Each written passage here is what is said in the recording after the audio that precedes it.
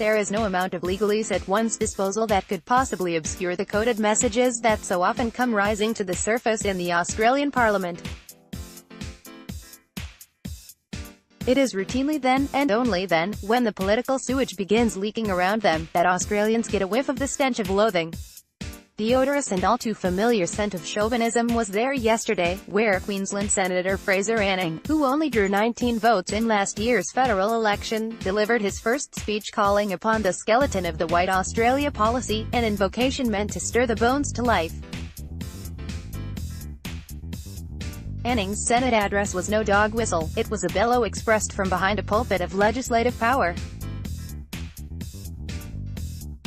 The Catter's Australian Party member condemned what he alleges to be the decision made by Gough Whitlam and his hard-left cronies to adopt a UN policy against the preferential selection of migrants based on their ethnicity, which had allowed a subsequent conquest of the nation.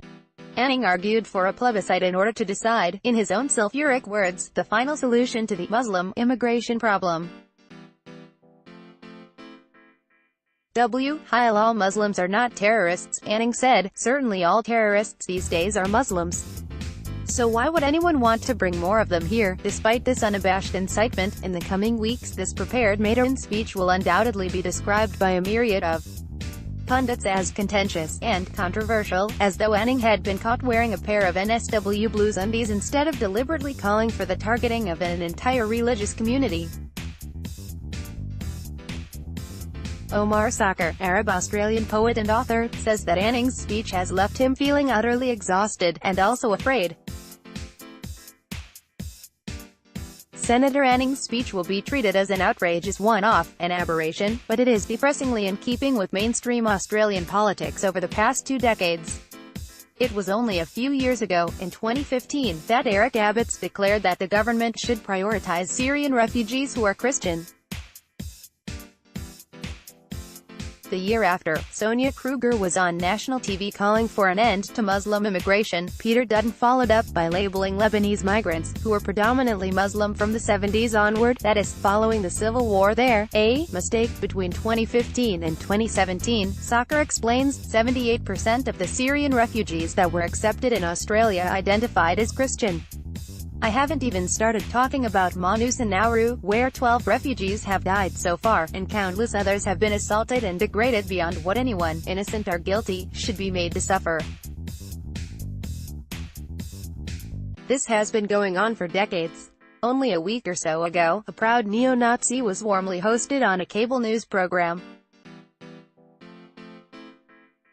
It will seem far-fetched of me to say, I'm afraid this could end up with Australian-born Muslims in prison camps, but history suggests otherwise, and not just in Nazi Germany. I'm talking also of white Australia and what they have done, and continue to do, to Indigenous populations here. Fraser Anning's address is not the rhetoric of controversy but more kindling for the fire.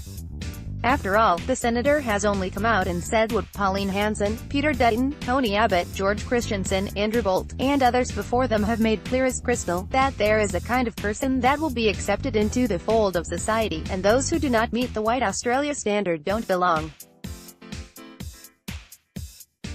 Despite how frequently these odious characters bleat of censorship and political correctness run amok, we are made to witness their smug rancor in every field of communication available, from our newspapers and airwaves, to our television screens.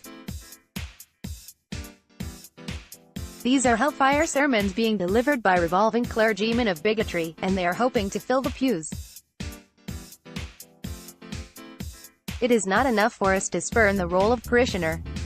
The Australia of the past and present has allowed for their pulpits to rise with ease, and the only way forward is for us to work together to shake the lecterns and change the future. For every one of their whistles, let there be a retaliatory scream. Image, White Australia, Pineapples Label, Multicultural Research Library.